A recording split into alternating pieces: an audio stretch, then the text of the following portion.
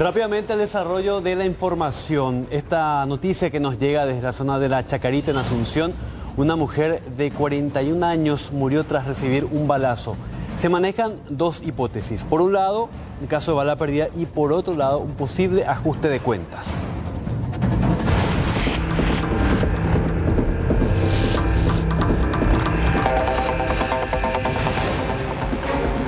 En un primer momento, la pareja de la víctima relató que ella salió al balcón tras escuchar disparos y fue alcanzada por una bala perdida. Sin embargo, con el correr de las horas y tras la revisión de cámaras de seguridad y el testimonio de vecinos, surgió una nueva hipótesis mucho más grave.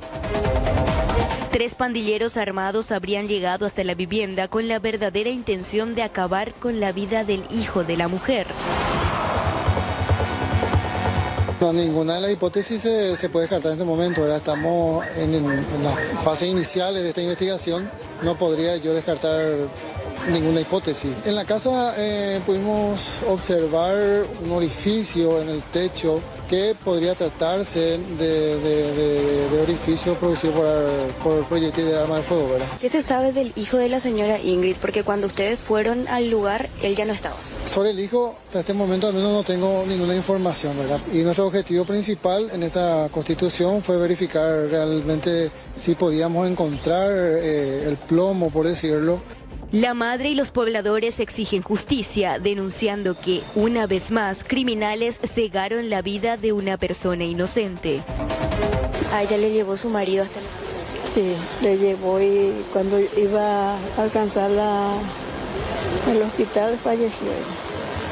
¿Pudiste hablar con él? No, todavía no. Ahí está llorando él ahora. Vemos que hay rastros de sangre, señora. Y ahí también está. Los rastros que dejaron luego de que le hayan socorrido. Sí, la sangre de ella. Ahí está, ahí está. Por acá le sacaron aquí. Sí. Ella estaba en el balcón. Ella estaba. Él le alzaron muy rápido y le llevaban, pero ya no hubo caso. ¿Una herida en el pecho tiene? Sí, una herida en el pecho. Viste que hay acá pandillero y algo así. ¿Qué pasó? Por eso pedimos que por favor se pida toda la cámara para que pueda haber justicia únicamente así. Porque tiene miedo por la gente también de decir la cosa. Ni por más que vienen muchas veces ya no quieren decir, porque era fuertísimo, es como para escuchar que envió nomás el problema porque nadie no va a salir en plena balacera. Los presuntos responsables de este crimen serían conocidos adolescentes de la zona. El Departamento de Homicidios ya analiza las grabaciones de las cámaras de circuito cerrado para determinar si realmente se trató de una bala perdida o de un ataque directo.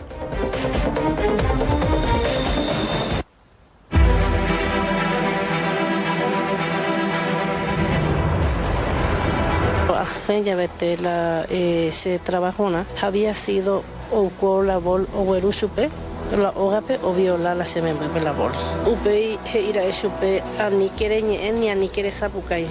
Fiscalía o policía libre. Hay todavía diligencias que realizar y resultados que estamos esperando.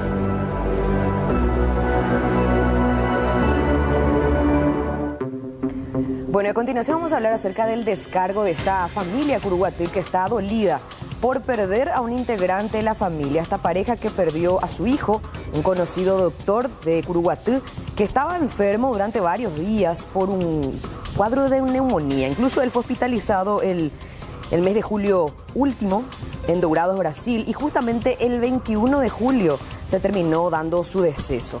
El descargo atiende principalmente a la situación que se vivió durante su enfermedad. Una presión psicológica por parte de los familiares que era ejercido por parte de la propia directora del hospital distrital. Ellos no quieren acusar a nadie ni pedir justicia en esta ocasión, pero sí quieren hacer su descargo, porque una vez más aquí se habla acerca de la falta de empatía, esa frialdad con la que se manejan en el sistema de salud para con sus colaboradores, en este caso este doctor, ya era un doctor, estamos hablando de José Adriano Rocha, que fallece por este cuadro de neumonía, pero que por cierto, mientras él afrontaba esta enfermedad, porque él vino batallando muchísimo, se le dio reposo, aún así él venía siendo, en este caso, presionado por parte de la gente del hospital para que se presente a su lugar de trabajo. ¿Cuántos días más te vas a quedar en tu casa? Porque de lo contrario ya estás perdiendo la posibilidad incluso de poder recuperar tu lugar. Es más o menos así lo que nos explicaban justamente los padres de este doctor. Ahí lo estamos viendo a don Auxiliador Vareiro Duarte y María Leandra Rocha, los padres de este doctor que fallece a causa de esta enfermedad. Y vamos a escuchar primeramente en esta primera parte de la entrevista cómo ellos van a recordar a este integrante de la familia que para ellos era demasiado importante, especial y que lastimosamente ahora deja un vacío. Para conocerlo un poco más, escuchemos. Mirache. Ese es su guitarra, ese le cantaba, él estaba triste, agarraba su guitarra. Y el último él me tocaba más su guitarra. Difícilmente un día que él no tocaba y no cantaba. ¿Él cantaba? Sí, cantaba. Él es un chico que se crió en la iglesia. Acá él venía y descansaba. Yo le decía, hijo, ¿ya comiste? No, mãe. Entre cansancio y hambre, yo prefiero descansar y no comía. No. Cocinaba. Él me llamaba. Acá está su fiambrera, acá está su... Mira la fiambrera, che. Mira. Sí, tiene mira. su cosita. Y díganme. Tiene sus mercaderías. 29 años, joven. 29 años. 30 años, se abre el 8 de septiembre y cumplí 30 años. Era un gran ser humano. No, demasiado bonito. No es porque es nuestro hijo, mi hijo, pero él era especial. Él tenía un corazón tan grande.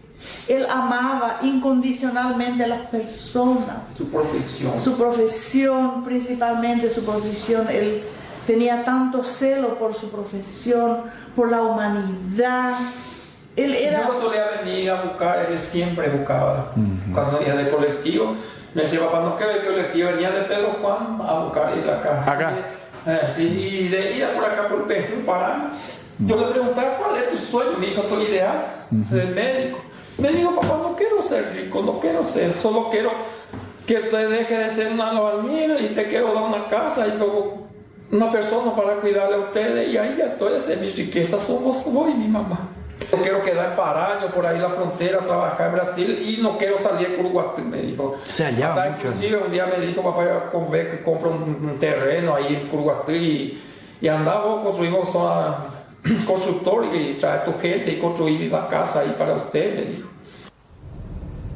Bueno, y se acuerdan justamente del caso que ocurrió aquí en Asunción, donde este médico residente fallece en un accidente de tránsito precisamente por la misma situación que vivía, la presión psicológica para llegar a tiempo, de lo contrario existían represalias. Terminó chocando por el camino, jamás llegó. Bueno, algo similar vivía este joven doctor que ya estaba ejerciendo en el Hospital Distrital de Curuguatí, donde, por cierto, según los propios padres de este joven doctor que termina falleciendo por esta enfermedad, se indican directamente como responsable de toda esa situación que él vivió previo a su muerte a la directora, la doctora Angie Duarte, que por cierto, según ellos, existiría hasta mensaje donde les decía que regrese hasta de su reposo para trabajar. Escuchen esa parte de la entrevista. La doctora Angie. ¿Dónde estaba ella en este momento? ¿Será que ella es tan ajena al sentimiento de un papá, de una mamá, de su porque nosotros, que yo ni mi señora no tenemos nada contra ella. No tenemos. No tenemos, no vamos a jurar. ¿Qué somos nosotros para jugar a ella? La venganza pertenece a Dios. Dios es todopoderoso. Y como te había dicho, lo que plantó, te va a recoger lo que plantó. Cada uno de nosotros es así. Al pueblo, porque nos abrazó. Gente que vino, que no tiene nada que ver con el hospital vecino del barrio que le conocía, vinieron a dar un abrazo. El dueño de la casa acá, que ella contó que trajo flores. Entonces ese no dejó muy bien, no, pero por lo menos nos acalentó. Nos acalentó porque lo necesitaban demasiado. No, la directora no parece que evaporó, subió. Ella no. No. Y por eso ni por escrito, ni palabra, nada. Yo no sé quién es esta señora. No le vi nada, no hemos visto a ella. Jamás. Ayer era la oportunidad que nos fuimos en el recurso humano para llevar los papeles necesarios al banco, aunque ni ahí apareció. 1.000 millones de gracias a esas personas todas que nos brindaron su apoyo, su abrazo. Y a través de las redes sociales, todo. Bueno, es bastante grave esto y por supuesto que indigna, porque nos preguntamos, ¿es tanto así Es así de grande la presión que viven los médicos recientes, porque estoy viendo acá en parte el reporte, dice Mercedes Aníbal, que le llegó a cobrar hasta los días de reposo y los turnos que debía realizar, pese a que estamos hablando de un cuadro bastante delicado, de neumonía. Tanto es así que él tuvo que ir a terapia intensiva, pero en Brasil, para recibir esta asistencia, y allí lastimosamente terminaba perdiendo la vida. ¿Y qué pasa? Y de hecho evidencia esta situación la realidad de muchísimos compatriotas que tienen que ir a trabajar a pesar de estar muy enfermos porque no son considerados en sus empresas. Estos reposos médicos son muchas veces banalizados, muchas veces no siendo creídos, y se les obliga a ir.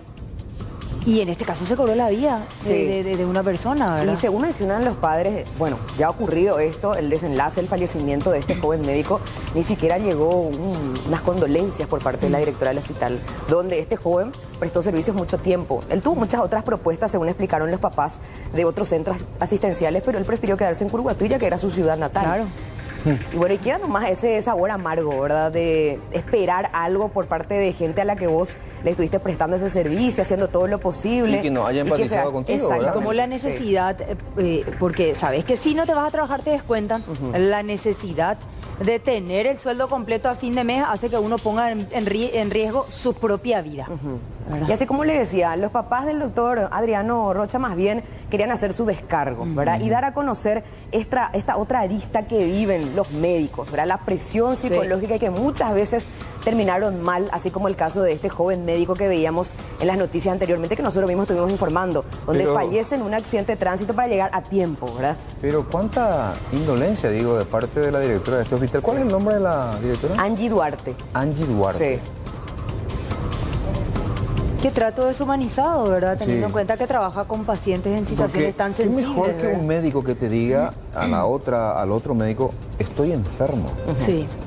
¿Puedo contagiar a mis pacientes? Claro, y él sabe de los síntomas que está teniendo. Es más, seguramente ya tenía su informe. Claro, que te diga, estoy enfermo, necesito reposo, pero... El sistema público tiene mucha necesidad también, Aníbal, pero eso no significa que uno tenga que poner en riesgo la vida de los profesionales. Claro. Y deshumanizar, ¿verdad? Exacto. Sí.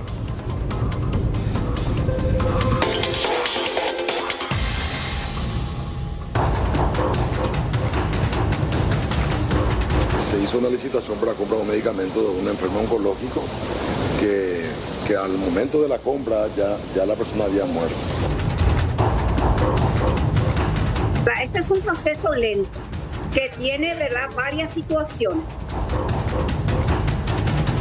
El remedio venció, es decir, ahí ya no se pudo utilizar todo ese gasto. Porque es muy fácil decir, les falta planificación, pero si no hay las herramientas necesarias. El INCAM no tenía ni siquiera el registro de los pacientes con cáncer.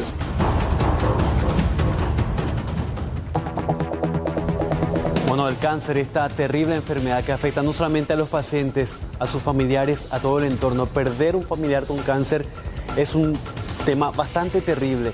Y fíjense, en medio de toda esta situación, lo que tienen que pasar todavía los familiares, la falta de medicamentos y un hospital que no está acorde lastimosamente a las necesidades de esta enfermedad hoy en día en nuestro país. Este informe lapidario de la Contraloría habla de graves irregularidades. Son más de 230 páginas con 45 observaciones. Y el reporte data de los años 2022, 2023 y 2024, bajo los mandatos de Julio Borba y Teresa Barán al frente de la cartera de salud. Algunos de los puntos destacados que dice la Contraloría: a pesar de la constante falta de medicamentos que siempre torturó a los pacientes del INCAN, entre 2023 y 2024, cuando era director Raúl Doria, se autorizó la provisión de medicamentos a pacientes tratados en establecimientos privados, entre ellos el Centro Médico Oncológico Nuestra Señora de Asunción, por 1.700 millones de guaraníes, y a Revita, un centro médico integral en el que Doria es director ejecutivo. El director aprobaba estas provisiones de manera informal y vulnerable. ¿Cómo? Los documentos para respaldar la entrega de medicamentos solo tenían un post-it, una especie de esquela pequeña que tenía el visto bueno del director. Solamente a través de este precario sistema se daba la entrega de los medicamentos. También se entregaron los medicamentos oncológicos por 4.900 millones de guaraníes al IPS en 2023, No se pidió devolución o reposición. En el 2024 fue por 7.400 millones de guaraníes. Se compraron fármacos que estaban a punto de vencer por casi 3.000 millones de guaraníes. También se compraron y recibieron medicamentos con vencimientos más cortos de lo solicitado en una licitación por 10.000 millones de guaraníes. O sea, evidentemente esto muestra que hay demasiado dinero disponible y que aparentemente la planificación fue un tema bastante errado en su momento en las administraciones del INCAN en específico. Se tardó un tiempo excesivo en distribuir los medicamentos obtenidos en amparos judiciales, poniendo en riesgo la vida de los pacientes. Escuchemos lo que decía al respecto el Contralor de la República.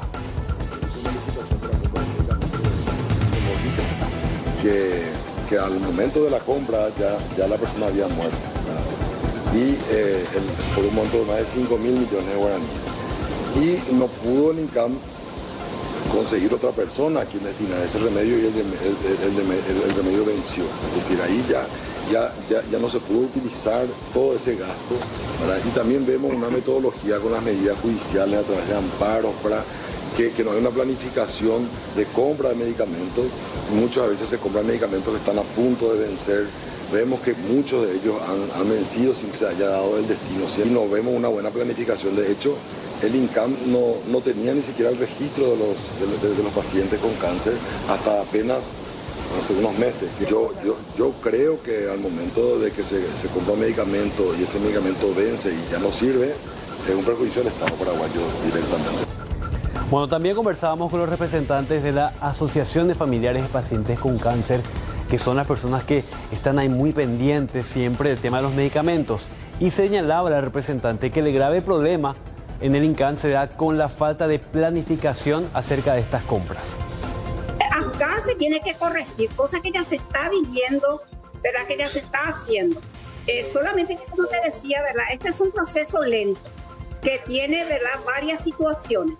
Y yo creo que se tienen que dar todas las herramientas necesarias. Por ejemplo, el GIS tiene que funcionar, tiene que haber de tal manera para que el Registro Nacional de Pacientes pueda ser una realidad y que de esa manera el Instituto Nacional del Cáncer también pueda tener una buena planificación. Porque es muy fácil decir, les falta planificación, pero si no hay las herramientas necesarias, es imposible también que eso se pueda realizar. Bueno, esta historia es para creer o reventar, porque una pareja de trabajadores, de emprendedores, nos contó su experiencia, ellos dicen, y se van a percatar, experiencia paranormal en distintas partes de una bodega que tienen juntos.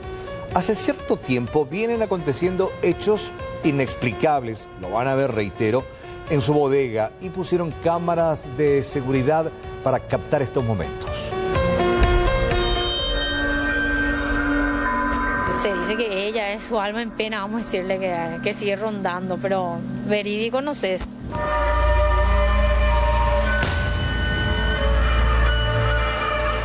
Vamos a decir que no le gusta algo, si no va a ser la Semana Santa o algo así, sí, ya empieza así, tipo, a caerse las cosas, y vos te vas a mirar y no hay nada.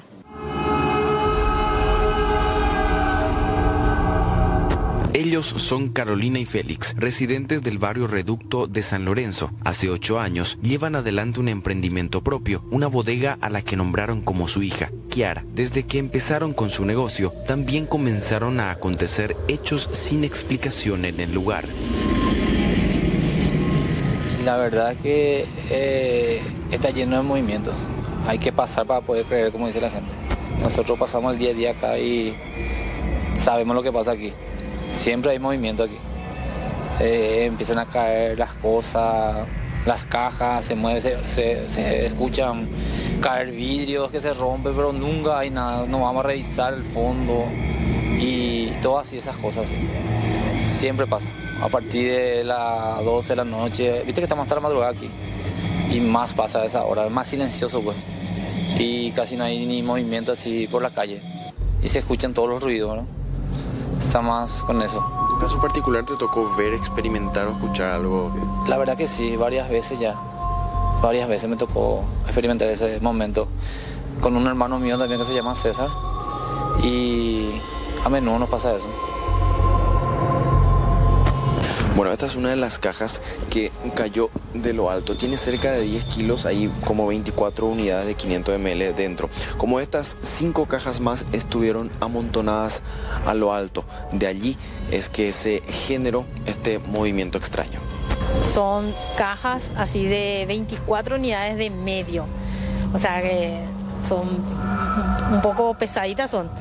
Y se cayeron solas. Y se nota muy bien en el video que ante que eso nadie no estaba ni por ahí ni nada. Para decir que no estaban bien puestas y eso.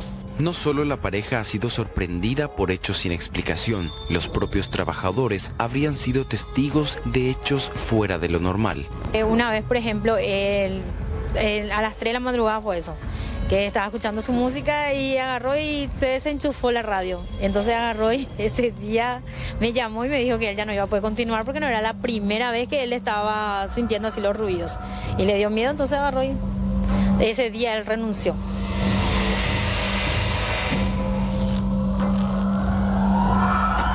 Esta es la avenida La Victoria, en el barrio Reducto. Y este es el árbol de mango que fue también apuntado por un aparente conocedor de cuestiones espirituales a la pareja. Por el árbol reposa hasta hoy día un pedazo de soga por el que supuestamente una persona se habría quitado la vida. Se nos dijo que ahí fue que murió una chica y también nos gustaría saber quién es la chica, si para poder rezarle, como se dice, ¿verdad? Para que su alma esté más tranquila, ¿verdad? Para que nos deje también a nosotros también estar tranquilos, como se dice. El misterio en torno a cómo explicar los hechos ocurridos crece para esta pareja. Por otra parte, las imágenes son contundentes y evidencian que los mismos no están solos.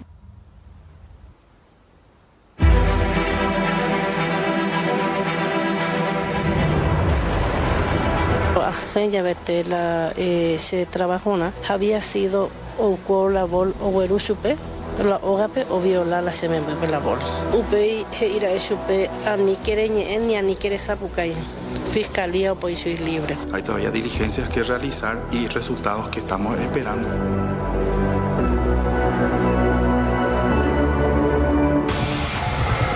En diciembre del 2023, de manera unánime, el Tribunal de Sentencia, compuesto por Víctor Hugo Alfieri, Alba González y Darío Javier Báez, absolvían de culpa y pena al ex fiscal general del Estado Francisco Javier Díaz Verón y a su esposa María Selva Morínigo, quienes fueron acusados por el Ministerio Público por los delitos de enriquecimiento ilícito, lavado de dinero, porque supuestamente no pudieron demostrar el origen de 10.495 millones de guaraníes. Incluso, en aquel entonces, los jueces dijeron que los representantes de la Fiscalía, Natalia Silva y Claudia Aguilera, tenían que pedir disculpas a los acusados. Los magistrados habían criticado duramente el trabajo de la Fiscalía. Ese trabajo fue calificado de deficiente y también criticaron con dureza el trabajo de los peritos ofrecidos por el Ministerio Público. Ahora, ¿qué pasó? Hoy, un tribunal de apelaciones compuesto por Delio Vera Navarro, José Agustín Fernández y Viviana Benítez anuló y ordenó el reenvío para un nuevo juicio.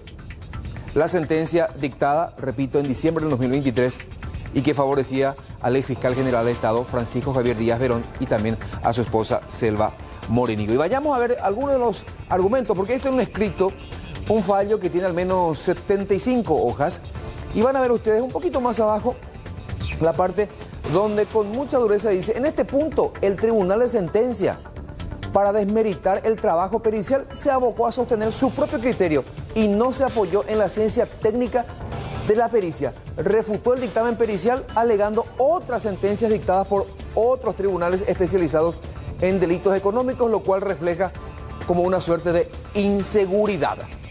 Vayamos a la siguiente página. A la página, la página 52. Acá, un poco más abajo, donde dice también, un poquito más arriba, donde dice: en cuanto a este punto del agravio, ya se ha determinado la falta de justificación razonable por parte del Tribunal de Sentencia para desacreditar el trabajo pericial y además calificarlos de falsos y remitir los antecedentes al Ministerio Público.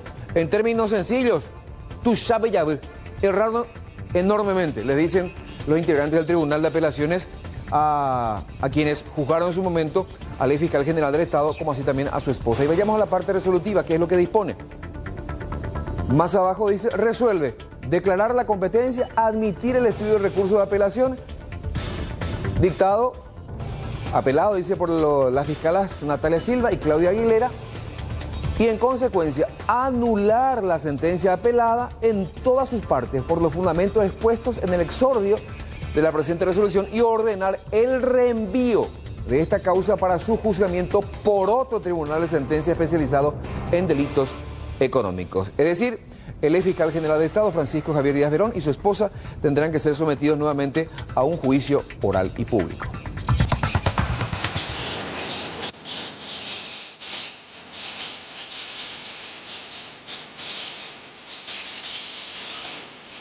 Son hermosas, parece que estamos en otro país, nos parece Paraguay. Muy lindas son.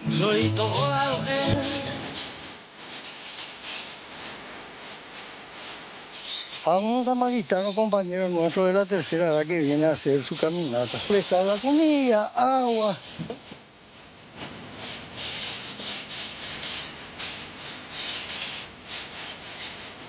Una belleza. ¿Y escuchar el canto?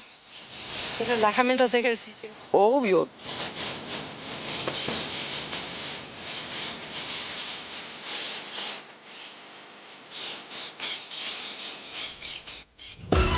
Hacemos un llamado de atención a los turistas, sobre todo en la zona de Encarnación, porque ya se notó la presencia de personas que tienen una manera bastante particular de estafarlos.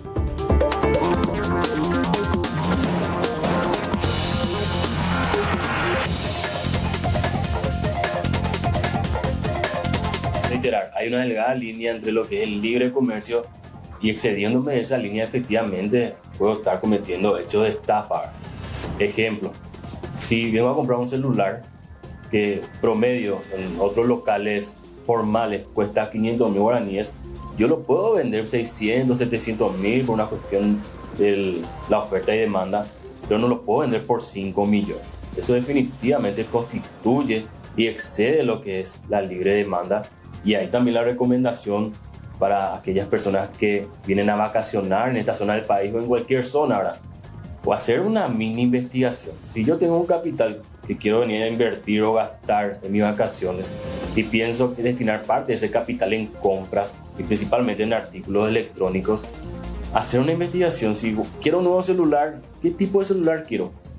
¿Cuánto puedo pagar por ese celular promedio?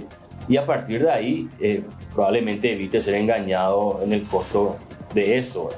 Quizás con otro tipo de artículos es más complicado, pero por lo menos lo que es un aparato electrónico, yo sé o puedo averiguar previo a llegar al local el costo promedio de esto y entonces tener un margen para la compra, ¿verdad?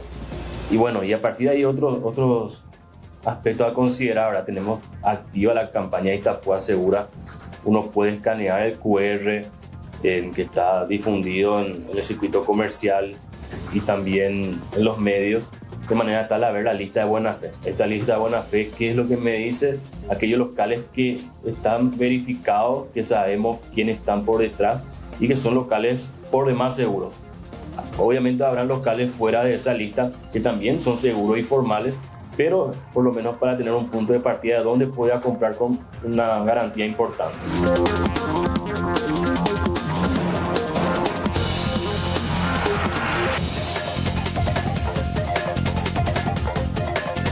Bueno, ojo con esta información porque a partir de hoy la patrulla caminera comenzó a multar a aquellos conductores que no tienen en regla, principalmente pagado, su habilitación. Recordar que el periodo de gracia de un mes terminó ayer.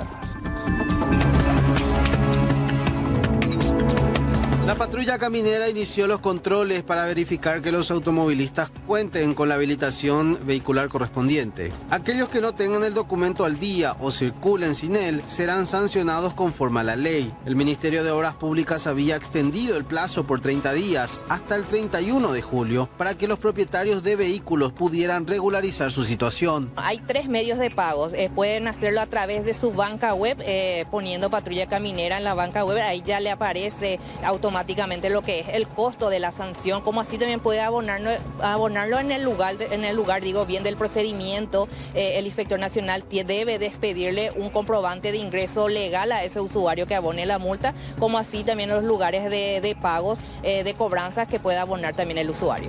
Las autoridades aclararon que no se implementarán operativos especiales, sino que la fiscalización se realizará en los controles habituales. Según explicó la inspectora de la patrulla caminera, Patricia Ferreira, el tiempo de prórroga fue otorgado para que los conductores renovaran su habilitación, por lo que desde hoy, quienes no cumplan con esta obligación estarán sujetos a multas. Vamos hasta la zona de Nanagua, Concepción específicamente, en donde bomberos tuvieron que rescatar a este ejemplar felino salvaje, una cría de yaguareté, pero lamentablemente la presunción que se tiene es que, primeramente, al ser encontrado con un collar, una especie de dispositivo en el cuello, los inescrupulosos pretendían venderlo en el mercado negro, pero también sospechan que la madre de este yaguareté fue asesinada para el uso de su piel. Entonces debían colocar, entre comillas, en el mercado negro a este hermoso ejemplar. Finalmente intervinieron los bomberos voluntarios de la ciudad de Concepción y ya desde el MADES están interviniendo porque de alguna u otra manera él debe completar su proceso de crecimiento, introducirlo así a su hábitat natural, el más cercano a Concepción, el Chaco. Podría inclusive terminar en su muerte, pues no está preparado para andar solo en ese ecosistema. Escuchemos lo que decían los bomberos. Un bombero voluntario que estaba viniendo justamente sobre la ruta pudo observar este animal cruzar el asfalto detrás mismo del campo de exposición Nanagua, conocida como Expo Norte, y descendió para observar y se pudo visualizar que era un cachorro de yaguareté que aparentemente alguien lo tenía amarrado en cadenas, me imagino que tratando de domesticar, y se le escapó, y ahí pudo él proceder a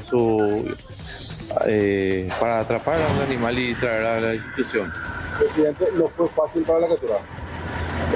No fue fácil según el relato del combatiente, pero pudo lograr capturarlo y traerlo hasta la institución para ponerlo en una jaula, y de aquí dimos ya aviso a los miembros del MADES y también al fiscal de la Secretaría del Ambiente. ¿De cuántos meses sería? Según expertos se estima entre 1, 2 a 3 meses de edad del animal. Ahora todavía no se sabe cuál sería su destino. No, estamos esperando que la gente del MADES se presente y la gente del Ministerio del Ambiente para hacer los procedimientos correspondientes. Damos seguimiento al caso de los paraguayos detenidos en Polonia, inicialmente por lavado de dinero, pero aparentemente con serios indicios de trata de personas. Los 7 paraguayos se encuentran detenidos provisionalmente según el Código Penal de Polonia para investigaciones, tras haber sido encontrados en una fábrica clandestina, y no se descarta que se pueda tratar de una red internacional de trata de personas. Desde el Ministerio de Relaciones Exteriores confirman que ingresaron de manera legal y con contrato de trabajo. Todos se encontraban en una fábrica ilegal de cigarrillos y, según el Código Penal, deberían estar recluidos hasta el 28 de septiembre, mientras dure la investigación por una evasión de cerca de 2 millones de euros. Los compatriotas están distribuidos en diferentes penitenciarías y la próxima semana se reunirán con autoridades de la Embajada Paraguaya en Alemania y un defensor público polaco para reunir la mayor cantidad de informaciones al respecto. En realidad ellos fueron arrestados, pero por evasión fiscal.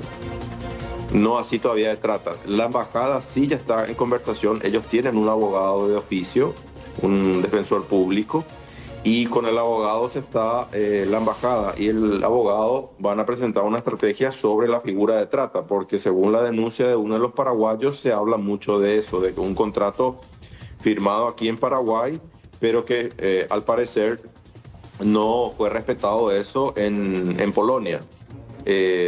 La dificultad que estamos presentando nosotros hoy es que hay por el tema idiomático. La embajada está en contacto con la fiscalía directamente, no a través de la Cancillería. La Cancillería polaca autorizado el contacto directo con la Fiscalía y el abogado defensor. Entonces, en la próxima semana se espera que la Fiscalía pueda dar una hora y fecha para que nuestros representantes puedan ir a conversar con nuestros compatriotas. La pequeña dificultad también que hemos encontrado es que los paraguayos no están en una sola penitenciaría, están separados. Bueno, vamos a hablar de este nuevo escándalo que sacuda al Congreso y salpica a una congresista, a una senadora, en este caso los neposobrinos. Como que de repente no nos terminamos de sorprender cómo siguen repitiendo y no aprenden de los errores. O aprenden y hay demasiada impunidad, Carlos. Y no les importa. Porque también no pasa nada, lastimosamente. Rápidamente vamos a repasar este caso en específico que ahora lleva al borde de la preinvestidura a una parlamentaria, específicamente la senadora Noelia Cabrera. Vamos a repasar rápidamente quiénes son los neposobris que están sindicados de ser planilleros bajo el manto, la protección de esta senadora. Ahí estamos viendo a ambos de ellos. Vamos a ver, en el caso de la joven Iris Rebeca Jiménez Cabrera, ingresó directamente en agosto de 2023, llamativamente al igual que los demás parlamentarios, con un salario de 3,5 millones de guaraníes. Su salario en el mes de marzo de 2025 aumentó a 8 millones, un aumento de 43%. Y ya como no contratada, sino ya con un nombramiento de manera permanente. Bajo la dirección de una comisión específica. En el caso del joven, fíjense estos montos, porque asustan. Iván Ramiro Jiménez Cabrera, el salario de 2023 ingresó con un salario de 4 millones de guaraníes. En 2025, ahora en el mes de julio, 13,5 millones de guaraníes. Aumentó 259% su salario. Cuando el resto de los mortales tiene que esperar el tema de la canasta básica, el nivel de inflación, 4 o 5%, recibió un aumento de casi el triple en su salario, Carlos. ¿Y cómo no generar el repudio generalizado de la gente y principalmente de aquellos? Doy como ejemplo, un botón sirve más que, es más que suficiente para usar como ejemplo, de los médicos que estudiaron, que hicieron medicina, que hacen su especialidad, y el salario de ellos alcanza un poco más de 4 millones, con lo que él gana. No te puedo decir trabajando porque no se pudo confirmar eso. Son contratados 3 médicos.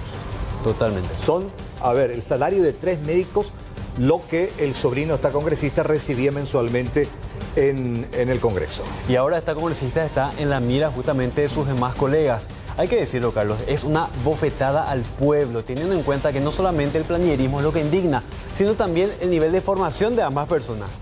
Llegaron al nivel secundario, pero están percibiendo salarios de niveles que requieren cierto nivel, obviamente, de profesionalismo para poder desempeñarse en la función pública.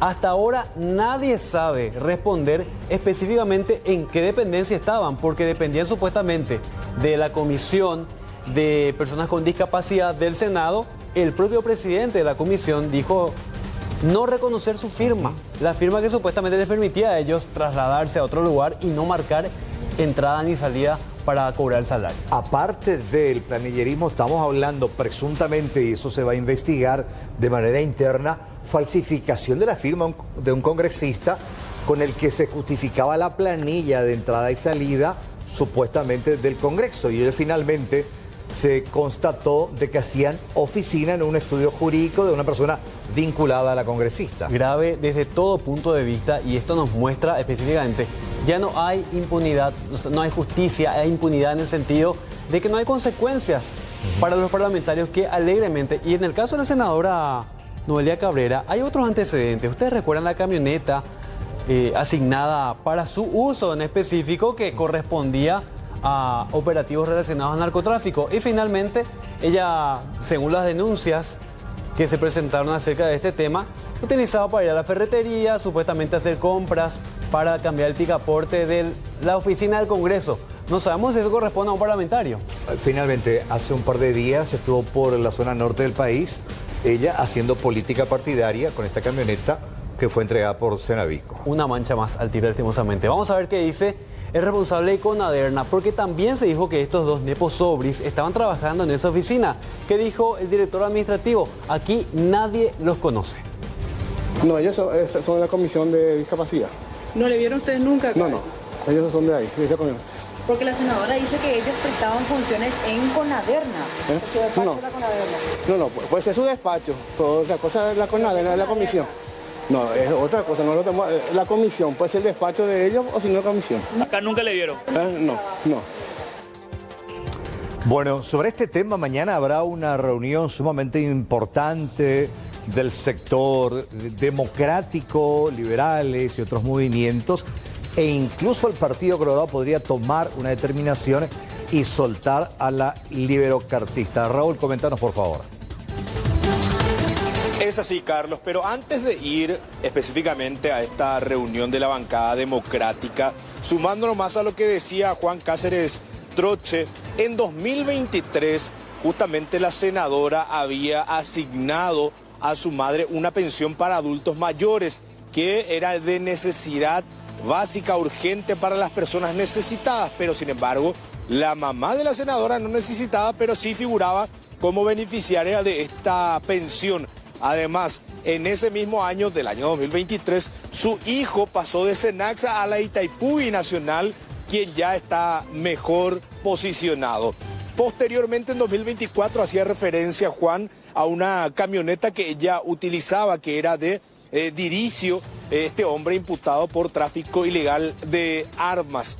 Investigado todavía esta persona. Ahora, yendo a la reunión de la bancada democrática, decían, ya hay suficientes motivos, y citando esto que voy diciendo, Celeste Amarilla fue muy contundente a decir que se reúnen todos los elementos para poder pedir la pérdida de investidura en contra de la senadora Noelia Cabrera. Vamos a escuchar lo que decía.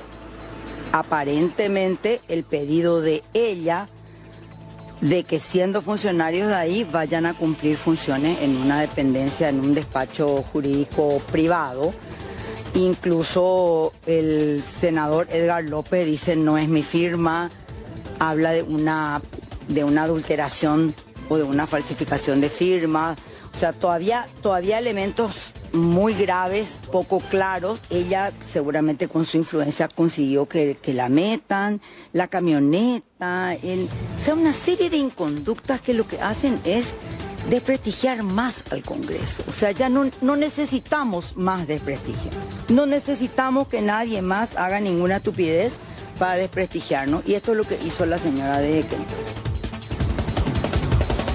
Hoy estuvieron en esta reunión de la bancada democrática Celeste Amarilla, estuvo también José Oviedo, también estuvo Yolanda Paredes, Rafael Filisola, Ignacio Iramay. Falta para que se pueda reunir toda la bancada Eduardo Nakayama, Esperanza Martínez, Eber Villalba, Salim Bursarquis y Sergio Rojas, quienes mañana se van a reunir a las 4 de la tarde. Están planificando hacerlo de manera presencial o vía Zoom para poder sentar posturas ya en una próxima reunión con respecto a la pérdida de investidura. Sí adelantaron que se da todas las posibilidades para que se pueda hacer este pedido, incluyendo que de parte de Honor Colorado, que Nano Galaverna había dicho ya que era una falta bastante grave lo que hizo Noelia Cabrera y que no iban a dejar impune esta situación, y es por eso que harán esta reunión para sentar postura a la decisión que van a tomar, Carlos. Exactamente, incluso el líder Amarilla, uno de los referentes bajo cuya tutela está esta senadora, también ya dijo no soy defensor de nadie, como soltándole la mano. Raúl, gracias por este contacto. Hasta luego, un placer.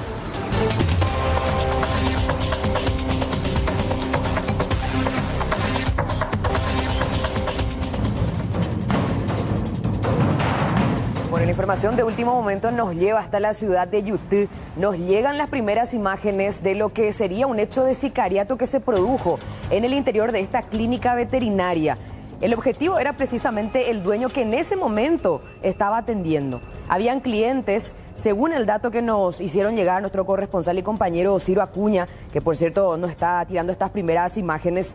Había cliente en el momento en que llegó el sicario, pero este inicialmente se hizo pasar por cliente también. Esperó por aproximadamente 10 minutos hasta que salgan los demás y allí terminó concretando el crimen de 2 balazos termina acabando con la vida de este joven veterinario identificado como Bartolomé Vega Caballero, de 35 años. Y atendiendo justamente a este episodio saltaron otros antecedentes. Aparentemente ya se había intentado algo similar, pero en aquella ocasión se habló de una quema intencional de su domicilio. Si bien en aquel momento hubo las sospechas, no denunciaron como tal, pero la gente que lo conoce dijo que sí, que quemaron su vivienda aparentemente ya con la intención de acabar con su vida. No se dio en ese primer caso y en este sí ya llegaron hasta su local comercial. Lo que se desconoce es el trasfondo. ¿Cuál sería el pecado de este trabajador que cerca de las 17 horas fue asesinado a balazos por este desconocido que llegó a bordo de una motocicleta? Solo ejecutó este crimen.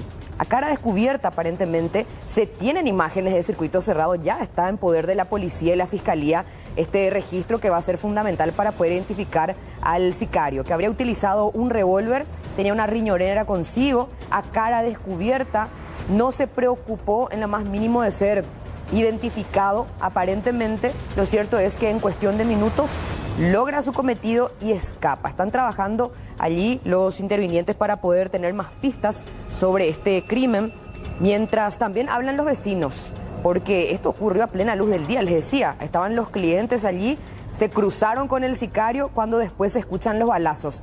Vamos a escuchar precisamente lo que decía uno de los vecinos referente a lo acontecido. Creo que tiene cámaras por el estilo. Vamos a decir, realmente verifican cómo fue el ataque, pero yo creo que no fue así un asalto de robo, no creo nomás.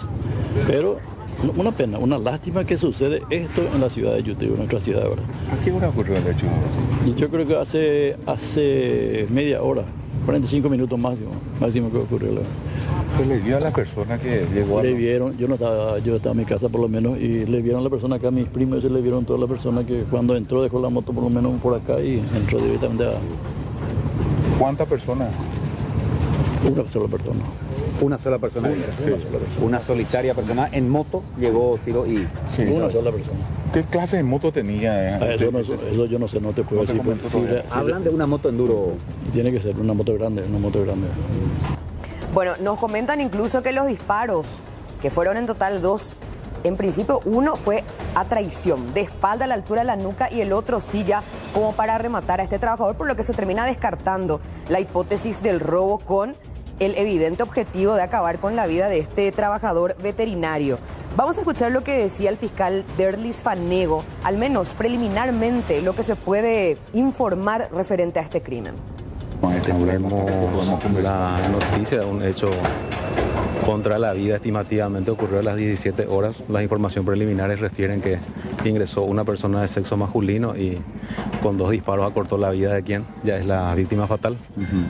Se le trasladó luego en la ambulancia al hospital y bueno, allí finalmente se produjo el deceso. En este momento estamos precautelando de manera muy estricta el lugar del hecho. Nadie está teniendo acceso aún a ese lugar hasta tanto lleguen los especialistas de criminalística. Ya estamos en la compañía ya tenemos el acompañamiento de la gente de investigación de delitos y de otras agencias de la Policía Nacional. Ahora vamos a abocarnos a obtener elementos de prueba para determinar quién fue el autor del hecho. ¿Sabe exactamente cuántas personas ingresaron o un solo? Las informaciones preliminares refieren que fue una sola persona. ¿Cuánto impacto de bala recibió? ¿Qué arma sería? Eso van a determinar la gente especialista en balística. Tenemos una información preliminar, pero sería irresponsable dar ese detalle. En cuanto a la cantidad de impactos, los testigos refieren que han sido 2. ¿En qué se dedicaba el...? Es veterinario, justamente en el lugar donde estamos ahora ocurrió el hecho. Era ¿Qué se sabe del fallecido y todo? Bueno, es el contexto familiar lo que preliminarmente tenemos. Vive acá con su familia.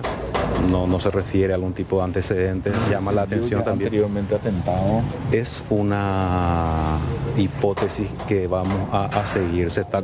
No puedo decir que se está consolidando esa hipótesis, pero no estamos descartando nada en este momento. Emilia Cristina Mantilla Flores es una ciudadana boliviana, esposa de Diego Nicolás Marcet, quien es a su vez hermano del prófugo Sebastián Marcet. Arribó poco antes de la madrugada de hoy al aeropuerto Silvio Pettirossi procedente de São Paulo, Brasil. La acompañaba su pequeño hijo y un joven de nacionalidad uruguaya de 21 años. Trascendió que la intención era visitar a la expareja de Marcel, Yanina García Troche, quien actualmente está recluida en la prisión militar de Viñascuel. Sin embargo, la mujer fue declarada como persona no admitida por la Dirección de Migraciones a territorio paraguayo y tuvo que aguardar en el aeropuerto otro vuelo que la lleve de vuelta hasta San Pablo. Su retorno se produjo al mediodía de hoy. Emilia Cristina Mantilla Robles fue investigada en su momento en Bolivia por su presunta vinculación con la organización que lideraba en ese país el prófugo Sebastián Marcel. Pero escuchemos algunas explicaciones brindadas justamente por las autoridades aeroportuarias acerca de la retención o la no admisión de esta mujer a territorio paraguayo. Vino acompañado de un joven de nacionalidad uruguaya y un menor de edad que sería el hijo de la señora, boliviana. Todos creemos que estaba viniendo para visitarle a esta señora, esposa de Marcel, pero eso no te puedo confirmar. Solamente la gente de Interpol es la unidad que estuvo en contacto permanente con ellos. Nosotros lo que hacemos acá en el aeropuerto es darle alguna asistencia. También llegó su abogado esta madrugada, donde también le estuvo asistiendo. Vamos a hablar con Araceli de esta visita que estamos teniendo últimamente en abundancia. Además, Araceli, adelante contigo. Bueno, Mercedes, la verdad que demasiado simpático ya es realizar este tipo de trabajo en el transcurso de este viernes. Ya cuando escuchaba a Judith hacer el avance me quería reír más por la canción de Don Quemil Yambay, que creo que refleja un poco lo que es parte de la cultura, la idiosincrasia del paraguayo, de comparar estas aves con lo que sería un lorito oga. ¿Y qué es el lorito oga? ¿Verdad? Los que no tienen permiso para realizar ciertas actividades. Pero hoy no nos vamos a concentrar en ese tipo de loritos, ni loritas. Vamos a concentrarnos por estas aves que son bastante sociables, que se adaptan a zonas rurales y urbanas, y ya en la temporada de agosto, septiembre, las podemos ver en grupos, en bandadas, volando de aquí para allá, en donde hay muchos árboles, y eso se ubica en Asunción, a lo menos en los parques, en los barrios, por ejemplo, Loma Putá, y justo al lado del canal, en el parque Carlos Antonio López, hoy vimos una maravilla, la verdad, la cantidad de aves, entre ellas las cotorras, que llegaban hasta ese punto. ¿Y qué piensan los ciudadanos sobre estas cotorras? ¿Les gustan ver sus pelajes, sus plumajes, digo bien, verdes brillantes? ¿O les molesta un poquito el ruido que hacen, que es impresionante? ¿O les agrada también ese sonido? Vamos a escuchar lo que nos decían las personas también en el transcurso de esta tarde, mientras les consultábamos sobre la visita de las cotorras. ¿Qué tal les parece las cotorras, señora? Son hermosas, parece que estamos en otro país, no parece Paraguay. Muy lindas son. ¿Suele venir a usted al parque? Suelo venir. ¿Y ahora recién están empezando a venir con todo? Ahora están empezando, muchísimas son. Creen que se aparece la primavera, pero no sabemos. Pero es la primera vez que veo tantas.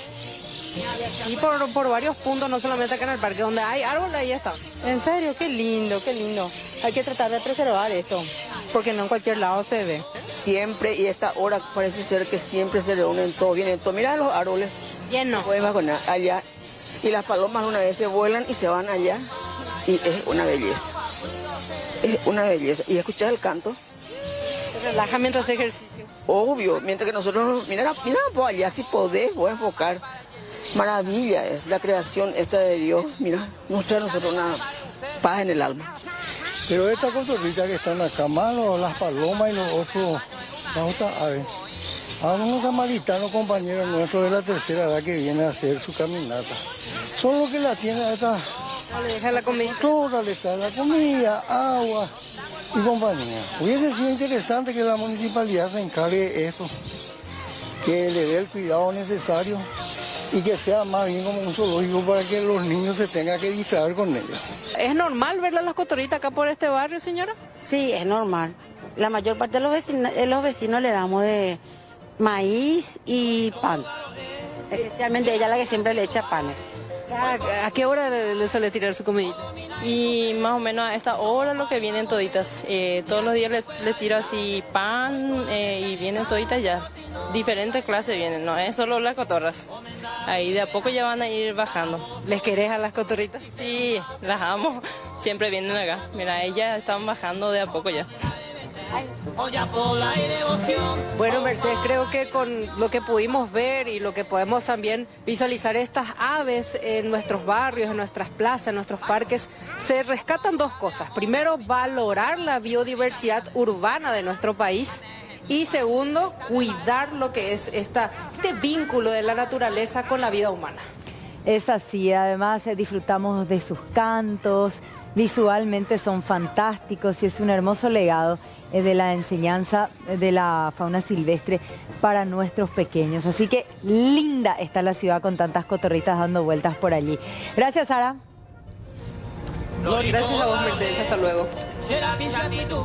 Bueno, contarles que cada 1 de agosto cientos de personas cumplen con una tradición ancestral que ya data de los guaraníes. Es beber carrolín, la caña, la ruda con el limón, que según la creencia popular ayuda a espantar la mala onda y a cuidar la salud, proteger la salud durante este complicado mes de agosto.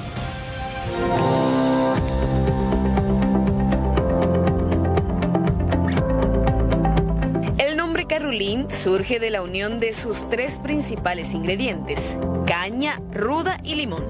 Se dice que tomar 7 tragos asegura fuerza y bienestar para afrontar los días venideros. Con el paso de los años, algunas personas han optado por agregar otros ingredientes que aporten sabor y suavidad a esta bebida tradicional. Esta tradición, niña, es que cuando llegaron los españoles trajeron la caña de azúcar, trajeron el limón y la ruda. Pero, ahí está, niña, por favor, de 3 a 4. Y por lo tanto, pero los guaraníes ya tenían su propia bebida a través de se llamaba chicha, a partir de la mandioca o del maíz, pero ellos nunca consumieron como medicina alternativa.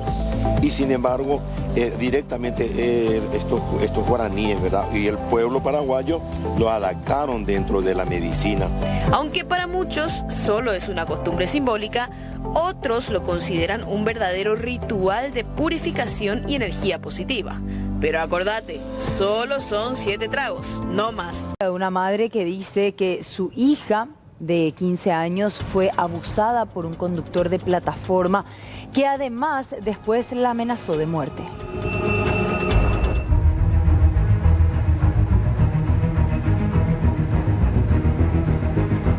A orillas del río Paraguay, en la ciudad de Villa Hayes, fue abandonada por sus abusadores, una menor de 14 años. Sus padres la buscaban afanosamente, sin saber que la había raptado un conductor de plataforma que la amenazó. Pero ella siempre está conmigo, pero hace ya vete se trabajona, dare coicurija orengo obrero, rajalore me voy para el colegio, pero obrero, ahí está su maestra, uno también. Y obrero rajalo super, rombo guayu, obrero gueru, no lo ahí voy la pecho y cotajaro, jecala servicio de bol, rojeca.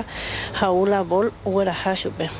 Había sido o la bol o gueru chupe, la ogape o viola la semembe la bol. O viola la bol o manejaba jaje y chupe dereñi ena mochero yucata la gente cuera. Ja engo imita tere hija o cujuyewi tal vez daje iriore en baebe.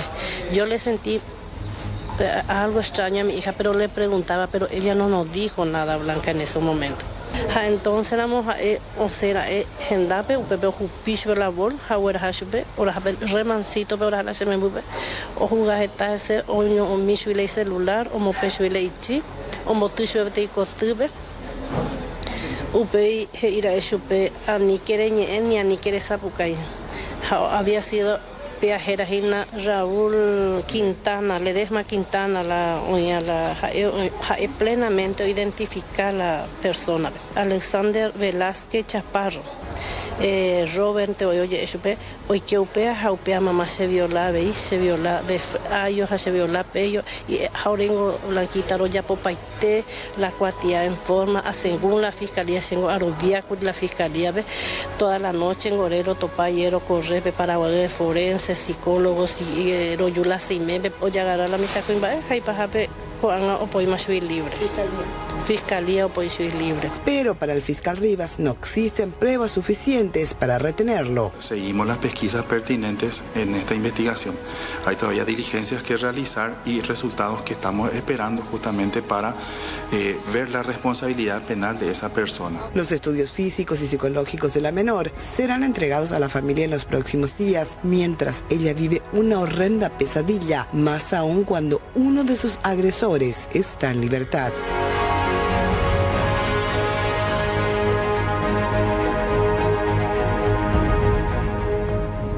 Hay alarma en Concepción por la gran cantidad de casos de leishmaniasis que se están registrando.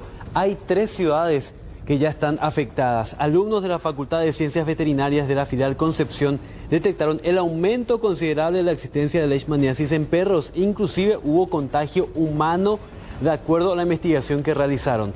Los distritos más afectados son Vallemí, San Lázaro, Loreto y también la capital del primer departamento, la ciudad de Concepción. Y mucha atención porque según el tipo de leishmaniasis puede dejar graves secuelas en humanos. Se sabe de que hay casos de personas infectadas, sí, aquí en el hospital se tiene o se tuvo. Actualmente no sé si hay casos, pero sí hubo ya casos en humanos. Es importante también recalcar que hay 2 tipos de leishmaniasis en el humano. Está la leishmaniasis cutánea y la leishmaniasis visceral. La que transmiten los perros y más de la zona urbana es la visceral, que es para mí particularmente es más preocupante. La enfermedad es de carácter más importante, digamos, en el humano. La cutánea consiste sobre todo, uno de los síntomas principales, en la descomposición de la piel, unas lesiones que se agravan, no se curan, entonces, pero radica más en la parte cutánea, como dice el nombre. La visceral afecta órganos internos muy importantes como el hígado, por ejemplo. Estos casos positivos, muchos de ellos sobre todo vienen de Vallemí. Hay casos positivos en Loreto y ahora aquí en nuestra zona. Un día como hoy, hace 21 años, ocurría la tragedia de Iqua Bolaños, una herida que sigue abierta en el corazón de todos los paraguayos.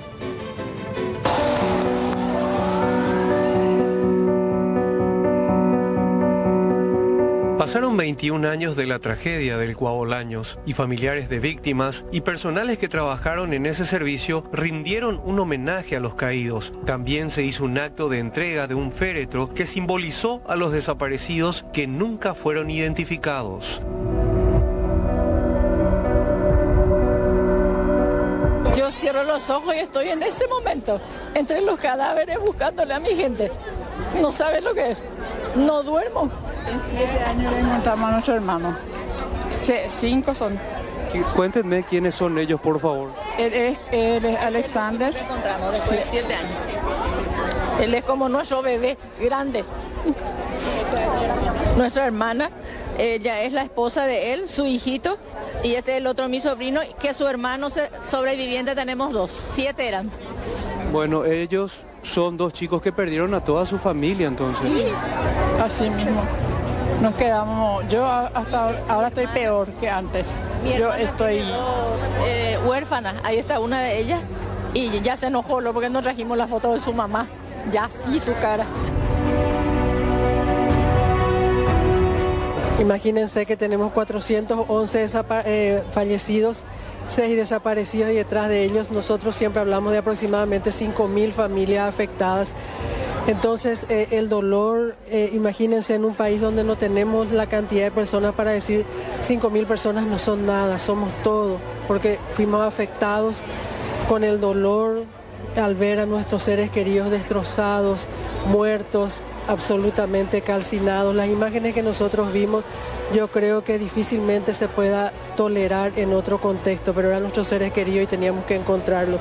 La tragedia que enlutó a centenares de familias tiene que ser un recordatorio de la importancia de implementar sistemas de seguridad para todos los ciudadanos. Este incendio que ocurrió en el año 2004 dejó muchas enseñanzas, pero hasta hoy vemos falencias en el área de seguridad.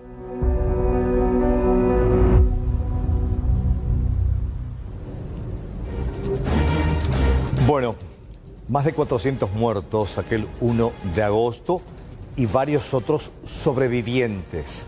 Y precisamente estamos con uno de ellos. Araceli está en compañía precisamente y ya nos comenta lo difícil que habrá sido superar esta tragedia y esta señal que queda no solamente en la piel, sino en la memoria suya y de su entorno cercano. Araceli, adelante.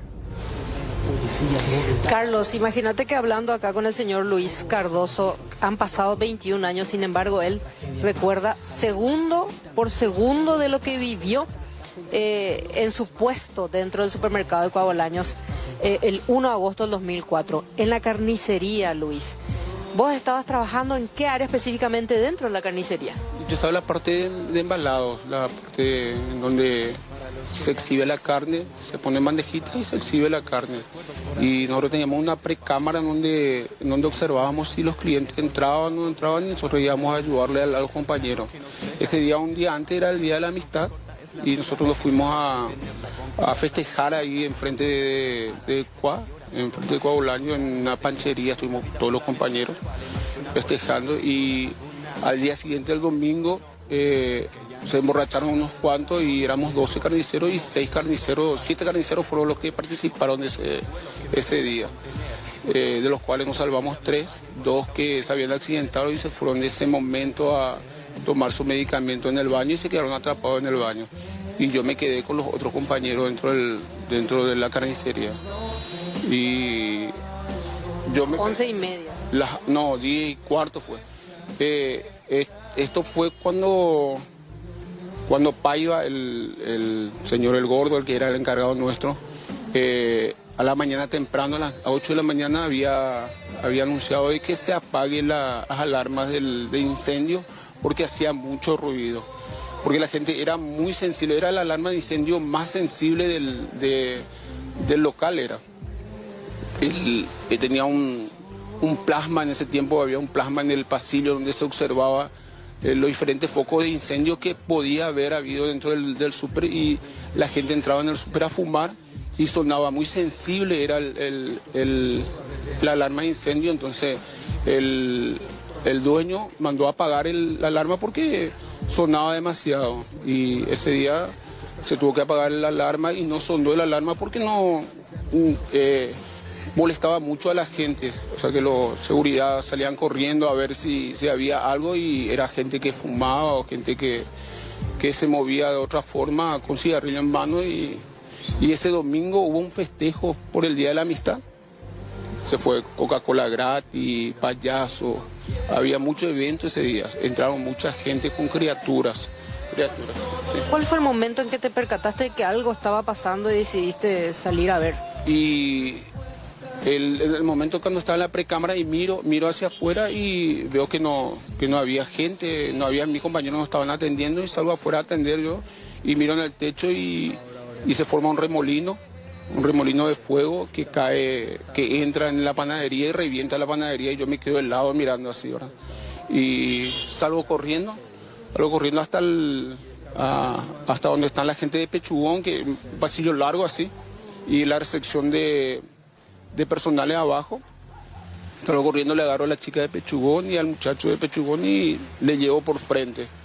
Y hay una escalera con forma de T en la recepción de personales, donde entran los personales y yo le empujo a las chicas, al de Pechugón y al otro le empujo así y le llevo delante de mí y me grita Lili, la que estaba embarazada de 9 meses en ese tiempo, y retrocedo yo y veo que avanza el incendio, como mecha avanzaba por el techo, y le agarro a Lili del pelo y le empujo también y bajamos y yo con la desesperación, o sea que uno pues está para, en ese momento, para salvar su vida también, ¿verdad? No solamente es ser un héroe, ¿verdad? Y yo con la desesperación bajo en el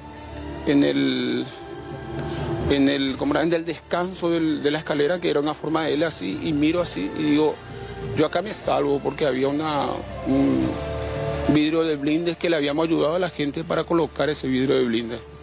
Y un gruesor así era, y viene una vez el humo, la segunda vez, y después revienta el vidrio de blindes, donde me entra en el ojo un pedazo de vidrio. y me arrodillo y me entrego a Dios. Me entrego a Dios porque ya veía que las cosas no iba a ser buenas. Intento abrir la puerta y me arrodillo y me entrego a Dios y caigo desvanecido ahí. ¿Pensaste en tu familia en ese momento? Sí, pensé en mi hija, que en ese tiempo era mi hija la que todavía no habían nacido los dos, mi hija Gabriela, y en mi gente, ¿verdad? Que estaba ahí pendiente de mí también en todas las formas. Y después de ahí salí en 4 horas. 4 horas me sacaron y en 4 horas ya había salido 260 muertos, por ahí había salido. Por ahí había salido. Como si fuera que Dios te protegió en medio de todo. Me protegió en ese momento, sí. Y salí y me llevaron en la morgue del hospital. En el hospital de ¿cómo era? En el hospital de te voy a decir qué hospital, el de clínica, discúlpame, que en el hospital de clínica me llevaron y estuve en la morgue y vino un sacerdote, una hermanita que después se fueron a comentarme ellos que me hicieron la unción y respiré otra vez. Un comisario me alzó y me llevó hasta urgencia y acá estoy hablando contigo. Gracias. ¿Volviste a nacer prácticamente? Era ese, a nacer, sí. Toda la gente que salió de ahí ese día volvió a nacer porque no había posibilidad. Ustedes ven el humo que salía, no había posibilidad de vida. Nadie te sobrevive a 4 horas dentro de un humo así. Es una oportunidad de Dios, sí. Dios me dio otra vez la oportunidad de nacer. 21 años reviviendo todo esto. ¿Cómo te sentiste hoy, por ejemplo, al amanecer, al despertar en este primer día? Agradecido a Dios, sí, con mucha pena, ¿verdad? Porque murieron mucha gente, sí.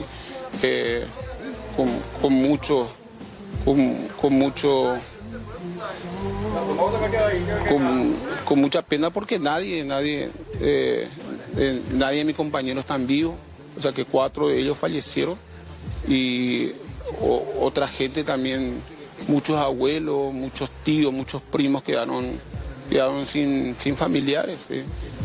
Pero sonriendo un poco, ¿verdad? Porque Dios me dio la oportunidad de salir adelante otra vez, ¿sí? Y se nota esa fortaleza que tiene Carlos, 21 años de esta tragedia tremenda. Él se sigue dedicando a la carnicería y encuentra en su familia el consuelo y esa fortaleza para poder sobrevivir día a día de ese 1 de agosto. Totalmente, una tremenda historia contada en primera persona, historias de este joven, de este señor que, bueno, similar a muchas otras, no solamente de víctimas sobrevivientes, sino también de familiares cercanos. Presumo que es el papá allí, abrazando y dando gracias a Dios por la vida. Carlos. El hermano, ahí está. Bueno, gracias, Araceli, por esta historia. Gracias, Carlos. Bueno, vamos a recapitular este terrible episodio que se producía ayer en Pedro Juan Caballero. Terrible asalto, fíjense, así llegaban los...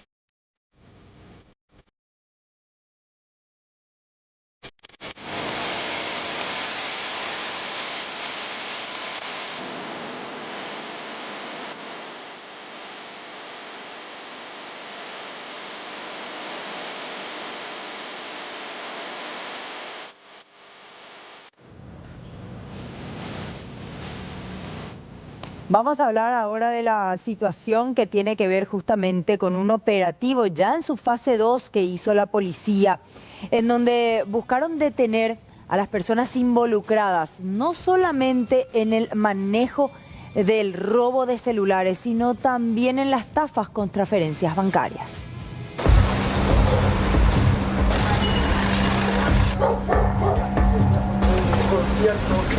La operación Blacklist fase 2 culminó en la fecha con el allanamiento en la casa de uno de los presuntos líderes de una banda que robaba celulares en conciertos masivos y asaltos en calles en zonas residenciales para luego vaciar las cuentas. En total, 8 personas ya están detenidas en un operativo que ya lleva días.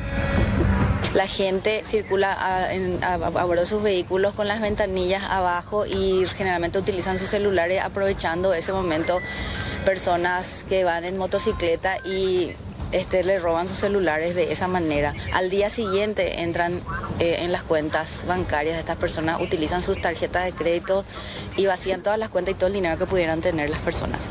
Esta organización contrata adictos para los asaltos y robos, quienes entregan lo sustraído al reducidor. En cuestión de horas ya vacían las cuentas bancarias. El pago lo reciben en especies, o sea, en droga. Y más en los conciertos, ¿verdad?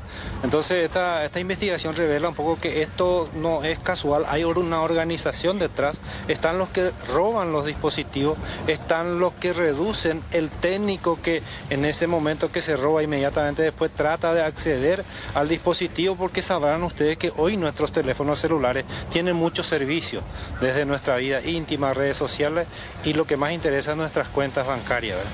Y muchas veces las personas dicen, no me interesa, comisario, no tengo ni un peso en mi cuenta, pero se ejecutan préstamos. Solo en ese caso, que dio pie a una investigación que duró 60 días, esa banda se alzó con más de 100 millones de guaraníes. Y se desviaron esos dineros más de 12, 15 cuentas. Entonces es por ello que ellos necesitan esos soldados. Se me robó mi teléfono, automáticamente llamar y bloquear la cuenta. Siguiente paso, bloquear el teléfono, la línea. Llamo yo a mi operadora, bloqueo mi teléfono por robo. Siguiente paso muy importante, denuncia policial para bloquear el email del dispositivo. De acuerdo a las pesquisas detrás de esta organización, estaría una célula de la facción criminal autodenominada La Jungla o Clan Rotela. Bueno, hablamos ahora de este asalto que se producía ayer en Pedro Juan Caballero sin mediar palabras y dando automáticamente la voz de asalto, ni simulando ser clientes. Ingresaban los 3 sospechosos. Cuerpo a tierra, no solo a los clientes de la inmobiliaria, sino también al personal administrativo y el que se encontraba en la caja, porque ahí evidentemente se procede a las cobranzas. Se llevaron el dinero de la caja. La rápida reacción de la policía evitó que llegaran hasta la oficina en donde se encontraba una caja que tenía mucho más dinero, la recaudación prácticamente de la semana. Si bien se llevaron parte de la caja registradora que tenía efectivo, tenía plata, finalmente la policía logró recuperar también este elemento con todo el dinero, pues como los 13 fueron detenidos, en su poder contaban y traían consigo todo el dinero. De todos los detenidos, 2 cuentan con antecedentes penales, uno inclusive por asociación criminal, otro por hurto agravado y el tercero no contaba con antecedentes. En la parte posterior ustedes observarán un vehículo que ahora está siendo buscado, IST color plata, que es en el que termina escapando un cuarto integrante de la gavilla. Eran 4 en total. El conductor de este vehículo, al percatarse de la policía, de la presencia de la policía, al iniciarse el tiroteo, los disparos, finalmente abandonó a sus compañeros, ya no pudo rescatarlos y estos 3 finalmente fueron detenidos por agentes de la Policía Nacional. Bueno, hubo varias informaciones destacadas en el ámbito judicial. Tenemos aquí el siguiente compacto. Más chicanas en causa de Hugo Javier. Esta vez una exfuncionaria de la Gobernación de Central, condenada en su momento a solo 2 años, luego de apelar la sentencia de primera instancia, planteó la recusación de los 3 camaristas que deben estudiar el expediente. Sería una jugada para que se dilate el estudio de la sentencia, donde Hugo Javier González y su ex asesor Miguel Ángel Robles fueron condenados a 10 años de cárcel. Caso González Daer, reprogramaron juicio para funcionario judicial. El tribunal de sentencia que juzgará al funcionario judicial Néstor Zárate por la sustracción de cheques de un juzgado en la causa que derivó en la condena del usurero Ramón González Daer, se dispuso que el juicio oral por soborno agravado se retomará el próximo 9 de agosto con la reproducción del resultado de la pericia del celular del acusado. Payo cuestiona y recusa a miembros del tribunal. El dirigente político de la oposición, Paraguayo Cubas, cuestionó la actuación parcialista, según él, de los miembros del Tribunal de Apelación del Fuero Penal Cuarta Sala de la capital. Esto se plasma en la recusación que planteó contra los 3 camaristas que debían estudiar un recurso en el proceso que enfrenta por perturbación de la paz pública y otros. Prosigue juicio por corrupción en la SEM. Continúa en la etapa de pruebas documentales el enjuiciamiento del ex ministro de la Secretaría de Emergencia Joaquín Roa y el empresario Alberto Coube Ayala. La causa se relaciona con hechos de corrupción mediante licitaciones amañadas en su momento en la Secretaría de Emergencia Nacional. Vuelve al Brasil cuñada de Marcet. Al mediodía de este viernes se concretó el reembarque en el avión para su retorno a São Paulo, Brasil, de Emilia Mantilla Robles. La mujer es esposa de Diego Marcet, hermano del prófugo Sebastián Marcet Cabrera. La cuñada del señalado como jefe narco no fue admitida en el país por migraciones, fue retenida por Interpol en la tarde de este jueves. Tras pasar la noche en el aeropuerto, fue reembarcada este viernes para volver a su destino de origen.